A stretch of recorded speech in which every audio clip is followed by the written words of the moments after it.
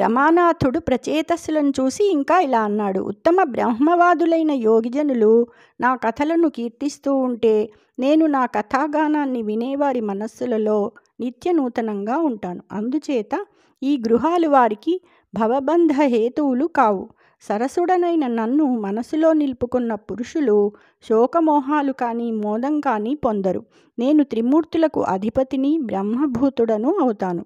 ఇలా పలికే పురుషార్థపాత్రుడైన జనార్దనుని దర్శించి ఆయన దర్శనంతో రజస్తమో గుణాలు నశించిన ప్రచేతసులు కరసరసీరుహంబులెసకంబెసగన్ముకుళించి గద్గద స్వరముల చేసి ఇట్లనిరి సర్వశరణ్యునగణ్యు ఇందిరావరునజితున్ గుణాఢ్యు ననవద్య చరిత్రు పవిత్రునచ్యుతుం పరు పరమేశునీషు భవబంధ విమోచను పద్మలోచనున్.